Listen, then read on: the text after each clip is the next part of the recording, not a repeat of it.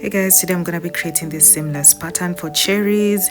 If you're new here, my name is Sylvia. Please remember to like, subscribe, and turn on the notifications.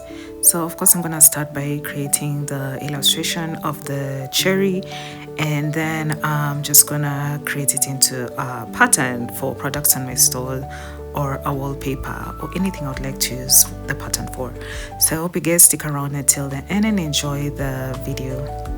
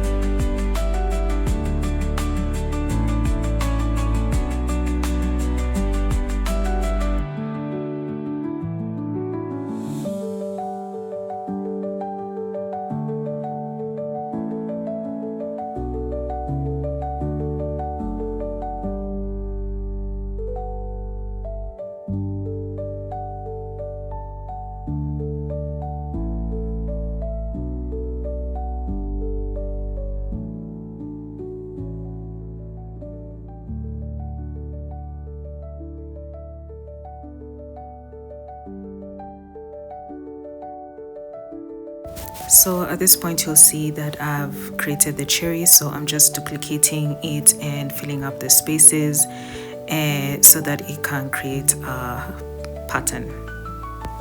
So the reason I was removing the background is just to see whether there's like leftover paint, because sometimes I do that, and also to at the part where I was adding the yellow background is to just make sure that the pattern is going to be seamless if it's aligned, just to make sure that there's no gaps when I align it, because I was making it into quadrants as you can see in the illustration.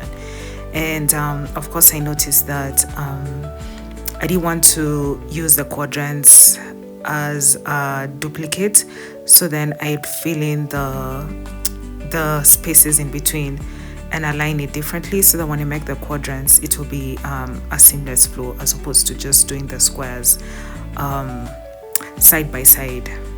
I'm not sure if you get what I'm saying, but I had to try it a couple of times, try the duplication and see which one I was happy with. And you know, the funny thing is, the more I look at this pattern, the more it looks like tomatoes, but just go with the flow. I think they're cherries. If you want tomatoes, I guess you can use this image as well, because I think they can also pass as tomatoes if you're looking at them as bigger images.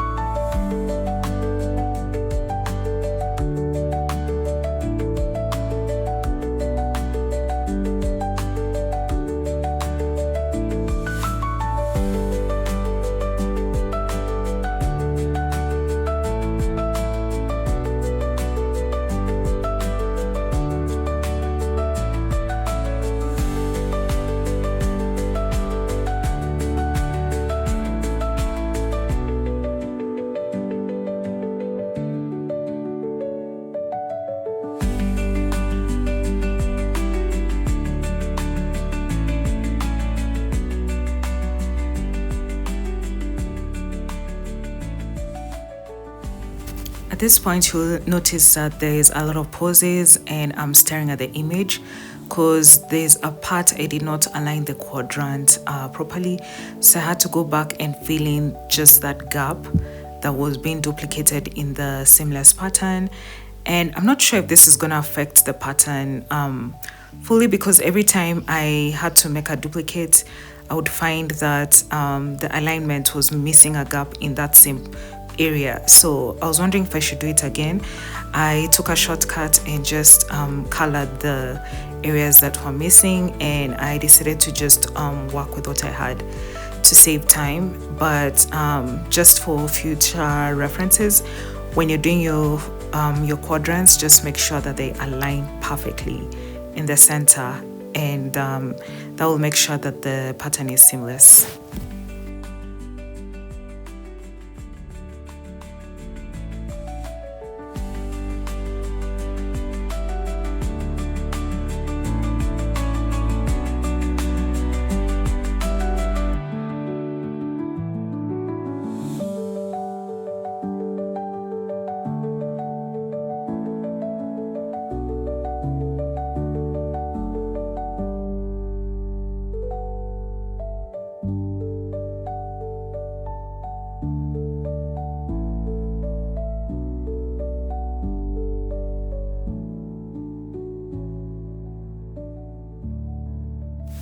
So at this point, I was able to replicate the pattern and create a seamless pattern so that when I align it, it will be flawless and one image. So I hope you guys enjoyed the making of this video, and I just want to say thank you if you made it all the way through the end. I hope you guys remember to like, subscribe, and turn on the notifications, and I'll see you in the next one. Bye.